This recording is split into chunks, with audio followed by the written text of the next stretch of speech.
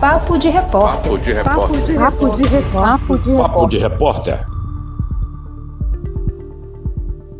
Buenos dias, está no ar mais um Papo de Repórter, o programa que vai ao ar nas manhãs de sexta-feira nos canais do Século Diário no YouTube, nas plataformas de podcast e também no seculodiario.com.br, trazendo um resumo dos acontecimentos da semana no Espírito Santo. Você pode acompanhar também o Instagram, @tvséculo. Eu sou o Vitor Taveira, hoje estou na companhia da Fernanda Kozemenko, jornalista do Século Diário. Fernanda, tudo bom? Qual a boa da semana? Ou a má, né? A semana, o destaque é ruim, né, Vitor? Bem triste. Pois é, o nosso assunto da semana é o despejo, que atingiu mais de 130 famílias numa ocupação no município de Itapemirim, sul do Espírito Santo. Vamos falar um pouco disso, né? Não só do fato em si, mas também, né, das repercussões, das questões envolvidas, né? Temos algumas notícias aí que alguns vão gostar, provavelmente, mas a gente vai ter ainda o de rolê com as dicas culturais do fim de semana. Tem umas coisas muito legais que vão acontecer agora, para quem ainda não tem programação. E antes, vamos para o nosso tradicional e breve giro de notícias. Bom, notícias boas que eu estava falando, temos que o filho de Bolsonaro, alvo de busca e apreensão, realizou negócios no Estado. É uma das manchetes do Século Diário, falando das investigações da Polícia Federal sobre o Jair Renan, né, o chamado filho 04 do Bolsonaro. Essas investigações da Polícia Federal foram suspensas em 2022 e vão ser compartilhadas com a Polícia Civil do Distrito Federal, que fez essa busca e apreensão, né? O cerco vai fechando em relação a Bolsonaro e a família, né? Com esses negócios escusos. Ele é acusado de tráfico de influência, entre outras coisas, o Jair. Temos também a notícia que o advogado capixaba foi o mais votado na lista tríplice para a vaga de ministro do STJ. Estamos falando do Luiz Cláudio Alemã, que avançou mais uma fase na disputa em votação do pleno nessa quarta-feira. Então ele está cotado aí, pode ser indicado para assumir o cargo de ministro no STJ, o Superior Tribunal de Justiça. A Câmara Federal também concluiu a votação das novas regras que substituem o teto de gastos. Nessa votação, dos 10 parlamentares da bancada capixaba, 6 votaram a favor e 3 votaram contra, e teve uma ausência também. Você vê lá no Século Diário como é que foi essa votação, uma vitória importante do governo, né? Grandes articulações em torno dessa questão, né? Para fazer o orçamento dos próximos anos fundamental, né? Para os avanços, inclusive, dos interesses aí do governo federal. Uma polêmica também na Câmara de Vitória é a alteração da lei orgânica do município, que pode retirar o poder de veto da Câmara. O vereador Vinícius Simões, né, fez um alerta, afirmando que o projeto altera dispositivos essenciais, como de licitação e venda de bens públicos. Na política, uma das questões colocadas é que o Majeski, ex-deputado estadual, pode deixar o PSDB se não tiver legenda para disputar a prefeitura de Vitória. Ele está conversando com outros partidos, tentando garantir esse espaço nas eleições de 2024, sendo que quatro anos atrás, né, em 2020, ele acabou não conseguindo viabilizar a candidatura que ele queria pelo PSB. Agora, passando para as notícias dos movimentos sociais, temos algumas questões interessantes. Na semana foi aberta com a visita do Silvio Almeida, ministro dos Direitos Humanos. Os movimentos sociais apresentaram um retrato do Estado para o ministro. Essa é a manchete, né? Que ele veio inaugurar a Caravana dos Direitos Humanos. Outra notícia é que um jovem foi espancado por saudar policiais que estavam no manguezal com lanternas. O caso aconteceu em Maria Ortiz, no bairro em Vitória. Foi denunciada a Corregedoria e Promotoria da Auditoria Militar e a Defensoria Pública e conselhos estaduais. Aí relacionado também, né, com direitos humanos, muito com o que foi falado da visita do Silvio. Temos outra notícia também muito relacionada, que é a manifestação que pede o fim da violência policial contra a população negra. Aconteceu na tarde da quinta-feira, saindo do bairro de Tararé, né, e indo até o quartel da Polícia Militar em Maruípe. Então, manifestação nacional, né, importante, traz memória também do assassinato da mãe Bernadette, que aconteceu a nível nacional. Então, está acontecendo no Brasil inteiro e aqui no Espírito Santo também, em Vitória, esse Tá ato. rolando agora, quinta-feira, né? Isso. Outra notícia aqui, teve um abaixo-assinado pedindo unidade de tempo parcial ou misto em Taboazeiro. A gente falou disso na semana passada no Papo de Repórter. É uma medida que está buscando uma alternativa para as famílias que não poderão ou não querem matricular os filhos no tempo integral em escolas municipais de Vitória, que está tendo uma polêmica justamente pela falta de escuta da comunidade para tomar as decisões. Outra notícia... Sobre essa questão aí da mãe Bernadette, né? A gente tem que lembrar também que aqui no Espírito Santo existe também muita violência contra os povos quilombolas ali do Sapé do Norte, né? As comunidades ali. E esse medo, né, essa violência de fato, que ela existe, né? As pessoas ali vivem sendo ameaçadas, né? Impedidas seu direito de ir e vir. Isso é uma realidade aqui do estado também, né? Não teve um assassinato agora recente, como foi o caso da Bernadette, mas acho que é o momento também de lembrar que fica um pouco desse fantasma, assim, né? Aqui também no estado, assim. Por isso a importância de estar lembrando, de estar marcando, né, essa questão que foi na Bahia, mas também lembrar que é um fantasma que acontece aqui também, né? Fica rondando as famílias quilombolas ali também do norte. São ameaças no campo, né? A população negra rural e a população negra urbana, principalmente, né? Que tá... Também, Então, exatamente. esse ato também traz um pouco dessa junção, desse desabafo, né? Em torno de tudo que vem acontecendo, né? No Brasil, apesar da mudança de governo, né? Do fim do governo Bolsonaro, ainda tem muitas questões acontecendo. Enfim, são questões históricas que precisam ser combatidas, enfrentadas e levantadas pelos movimentos sociais.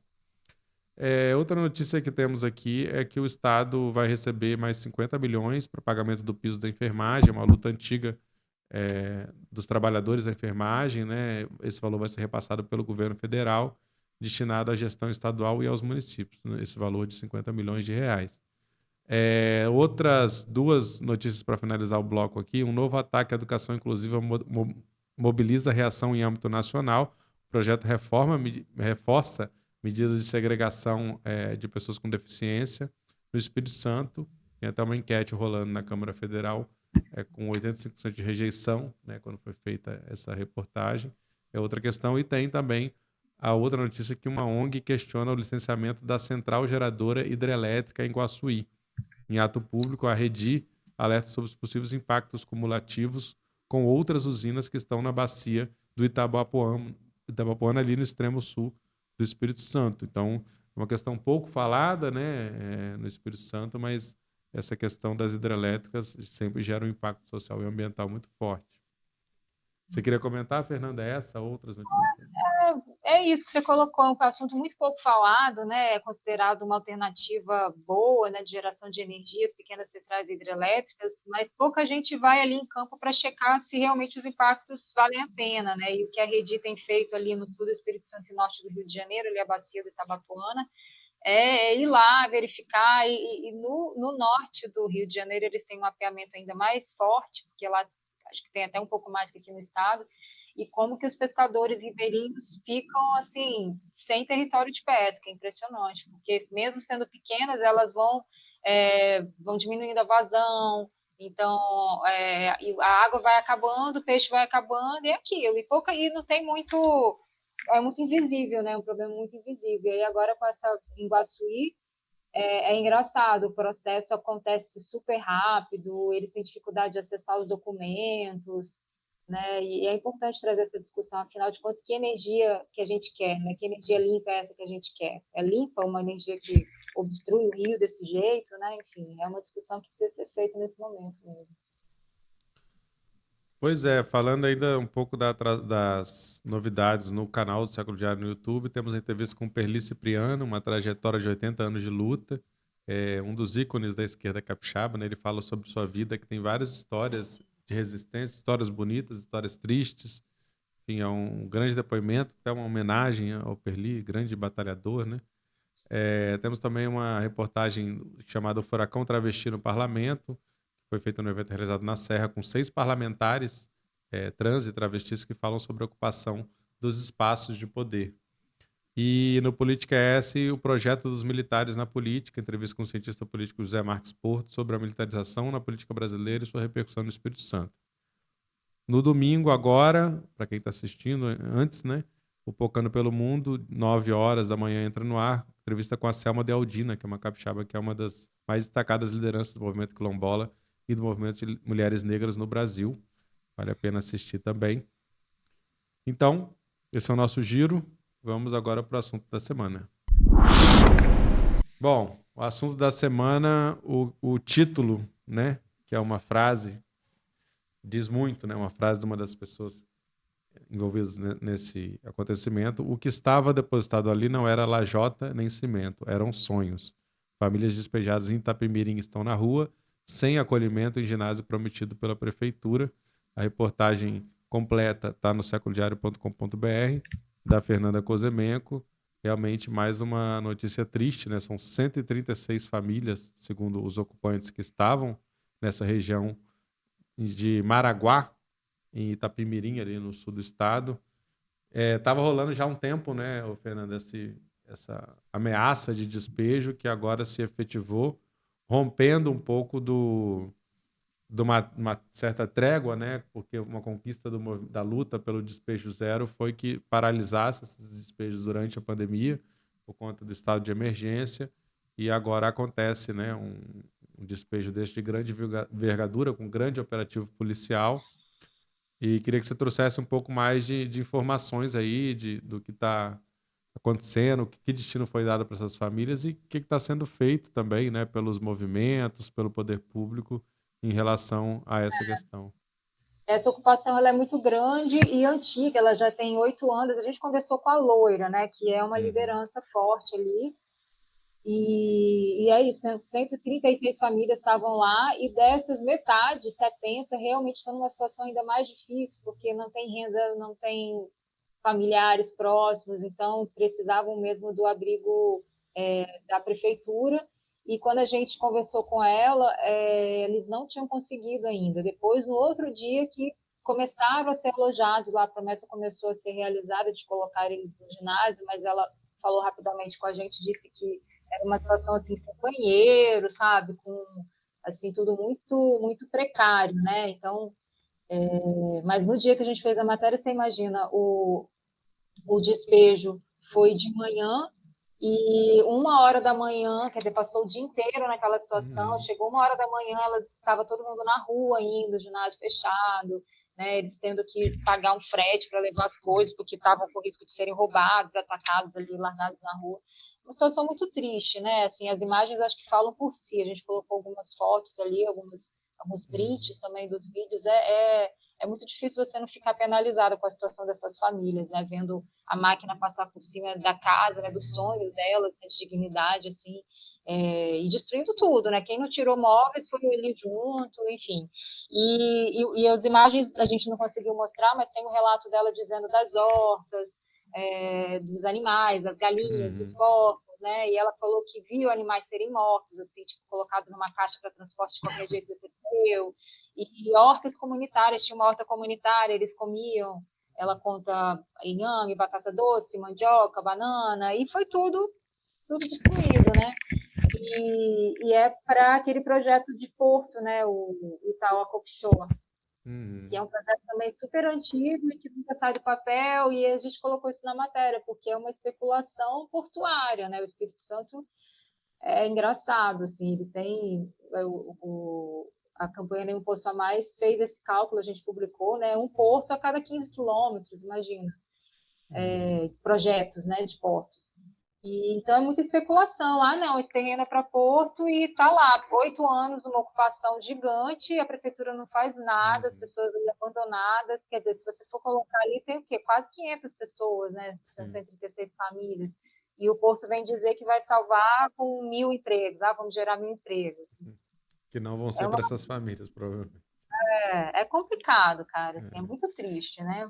A gente vai continuar acompanhando. E é uma ocupação que estava meio também à margem do próprio movimento de luta pela moradia, porque recentemente houve até uma separação, né? Eles já não estavam mais fazendo parte do movimento, o movimento já não estava falando por aquilo ali, eles ficaram meio isolados, né? A Defensoria Pública, que a gente vê atuando bastante em algumas ocupações aqui em Vitória, lá não conseguiu reverter a questão da reintegração de posse, então meio que foram se isolando assim também, uma situação bem complexa ali para a gente dar um retrato mais completo, né? A gente vai tentar acompanhar. Claro, é interessante que seja, né, a questão é tratada sempre como uma questão judicial, uma questão meramente legal, quando na verdade você está falando de muitas vidas, que você deveria ter observado a questão da legalidade e tudo mais, quer dizer, as políticas de habitação não avançam. Eu acho que fica também um sinal, né, porque tem outras ocupações acontecendo em lugares da Grande Vitória, do interior, então fica essa tensão, né, de que se vai avançar. Em alguns casos você tem despejos que depois também, né, não resultam em nada, você volta a ter o lugar abandonado. Está um despejo que eu acompanhei presencialmente, né, lá na região de Nova Almeida, né, chamava, se eu não me engano, Vista Lindo, algo assim, que tem realmente uma vista, você conseguia ver o mar de lá, né? Um terreno muito grande, com muitas famílias, e é de cortar o coração. Você vê um trator destruindo uma casa, da famílias que já estão em condições difíceis, começaram com o seu barraco de madeira ou de lona e depois construíram, enfim. E aí você não tem nenhum olhar social sobre isso. Você tem um despejo e você tem autoridades que não se prepararam, né, para acolher essas famílias em vulnerabilidade. E é chocante, né? A deputada Camila Valadão, deputada estadual do PSOL, né, ela acompanhou essa ação lá presencialmente, afirmou, está lá na reportagem, né, que as remoções e os despejos, sem dúvida, representam as violações de direitos mais dolorosas que acompanhamos na Comissão de Defesa dos Direitos Humanos na Assembleia Legislativa, né? É realmente duro. E ela fala: é um absurdo que decisões judiciais de remoção sem solução garantidora de direitos humanos por parte dos entes que deveriam trabalhar em cooperação.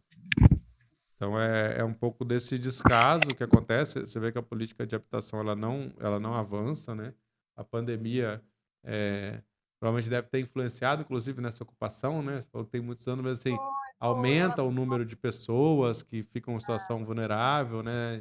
Sem conseguir pagar o aluguel, porque o déficit habitacional ele não é só a pessoa, né, não ter casa e dormir na rua, né? Ela não tem a condição adequada de moradia, ela tem que dividir com muitas pessoas uma mesma moradia, ou ela ter mais de 30% da sua renda destinada para pagar o aluguel, que acontece com muita gente, já é uma situação de déficit, porque acima desse valor você já fica muito apertado, né, para outras questões. Então, a política habitacional precisa avançar de uma maneira mais consistente, né, no Estado e no Brasil.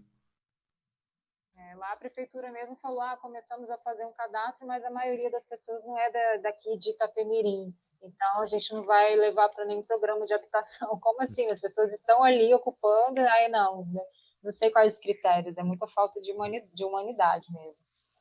E também de uma política integrada, né? Agora o governo Bolsonaro paralisou Minha Casa Minha Vida, isso implicou inclusive a paralisação das obras do IAPI, né? Que foi talvez a ocupação mais simbólica dos últimos anos no município de Vitória, bem no coração do centro de Vitória, em frente à Praça Costa Pereira, né?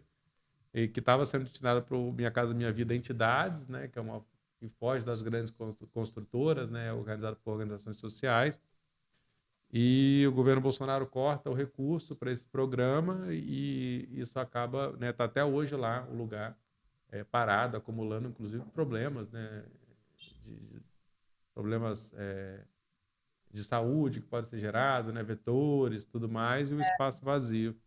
E então a gente tem que ter essa retomada do programa, mas assim, o programa Minha Casa Minha Vida também, e outros, o programa do Bolsonaro era pior ainda, né?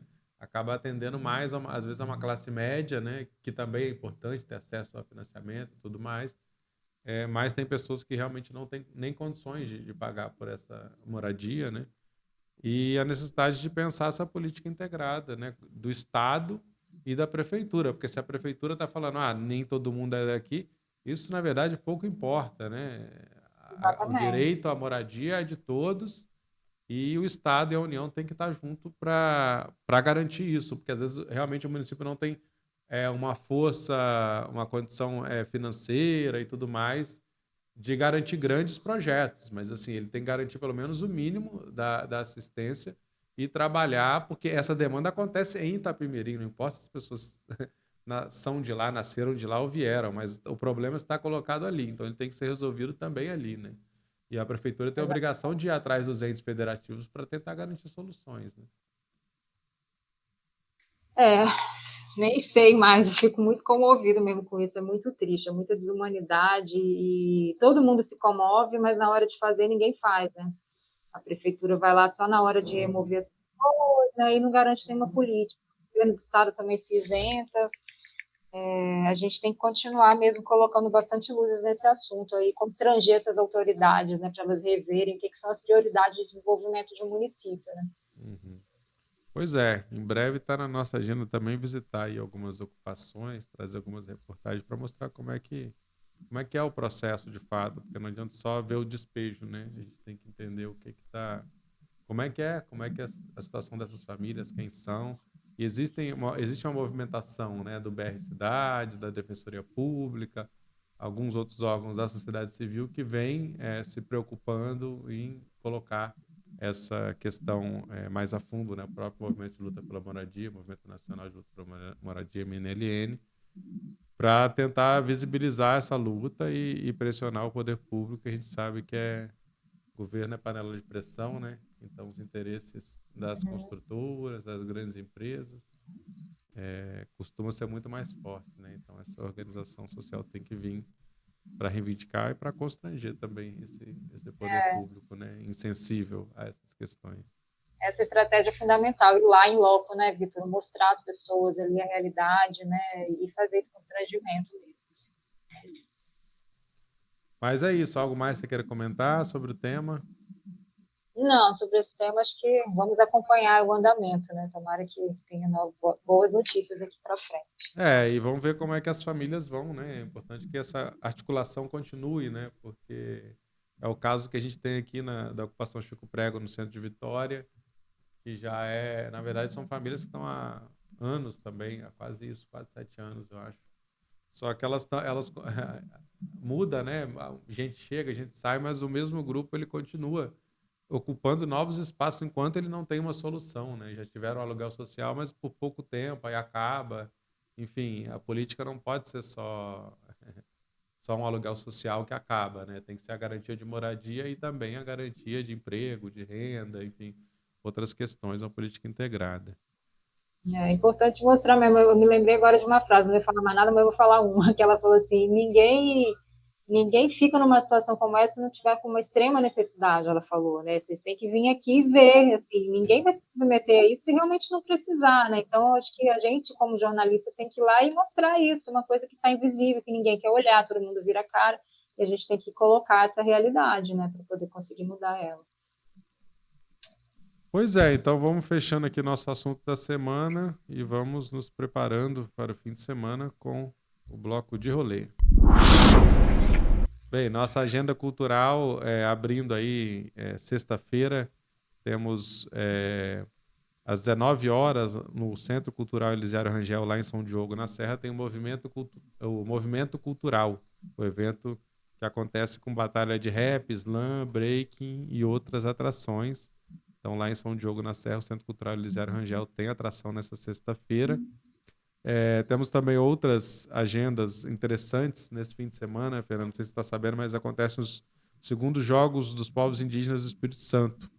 Vai ser na Aldeia Tupiniquim, em Caieiras Velha, lá em Aracruz, sexta, sábado e domingo, né? Então começa hoje, sexta-feira, às 14 horas, termina no fim de tarde de domingo, dia 27, e tem programação também todo sábado, né? Então, tarde e noite de sexta, sábado o dia inteiro, domingo, manhã e tarde. E vai ter competição, né, de várias modalidades, como zarabatana, bodoque ao alvo, arco e flecha e cabo de guerra, com direito a premiações, e vai ter também apresentações culturais tradicionais, shows, roda de conversa e feira de artesanatos indígenas. Mais informações no Instagram, @jogosindígenas, _, né, tradicionais. Segunda edição que demorou para acontecer por causa da pandemia, né? Foi uma grande luta aí para que rolasse e finalmente está de volta lá em Caieiras Velha. Vai ser bem bacana. Muito legal mesmo, essa afirmação da identidade, muito bacana. E aí, aqui na Grande Vitória, um evento bacana que vai ter também no sábado e domingo, 26 e 27, é a 9ª edição do Encontro das Pretas, né? Já tradicional, vai ser no estacionamento do Shopping Vitória, roda de conversa, shows, atrações musicais. O Fabrício vai tocar, a Elaine Augusta, né? Que é uma intérprete maravilhosa. Fabrício que, né, faz algum sucesso aí, uma música muito boa também. Outras coisas também, os bate-papos muito legais. A programação completa está no encontrodaspretas.com.br. E ainda, atração do fim de semana, aí já mais indo para o interior, Circuito Pocar, realizado pelo Instituto Cultural Tambor de Raiz, traz apresentações culturais gratuitas em praça pública, vai ter o Palhaço Vira-Lata, lá de Minas Gerais, o show de viola e rabeca, de São Paulo, e atrações locais também, cada cidade em que vai passar vai ter uma atração local. Sexta-feira vai ser em Fundão, na praça perto da Polícia Militar, sábado em Ibiraçu, e domingo em Colatina, na Praça Sol Poente, começando às 19 horas, nos 3 dias, né? Cada dia no município, sempre às 19 horas. As informações estão no @pocarfestival ou no site pocarfestivaldecultura.com.br. Então, Esse festival começou em Conceição da Barra, ele tem uma relação mais com a Exato. Ele aconteceu agora, no fim de julho, se não me engano, em Conceição da Barra. E aí agora é o Circuito Pocar, como se fosse uma extensão, né? Uma circulação desse projeto. Então essas são algumas das nossas dicas aí, né? Quem tiver também sugestões, né, de agenda, pode mandar para a gente no Instagram lá mesmo, @tvséculo, mandar, tá rolando tal coisa, que a gente registra por aqui. Muito Beleza? bom. Então vamos ficando por aqui. E voltamos na próxima sexta-feira, né? Cedinho. Gratidão. Oi? Gratidão. Sexta-feira cedinho tem Papo de Repórter de novo, para quem já está acostumado, né? Você já pode acordar, se inteirar do que aconteceu na semana. Ouvindo aí essas notícias. Exato. Na TV, Valeu, no podcast, no computador. E aí temos outras programações também, né? No YouTube do Século Diário, nas plataformas de áudio. E também as notícias diárias do seculodiario.com.br, sempre, né, a partir do Espírito Santo, uma reflexão sobre as principais notícias, acontecimentos e lutas aqui do Espírito Santo e do Brasil. Então é isso, até logo.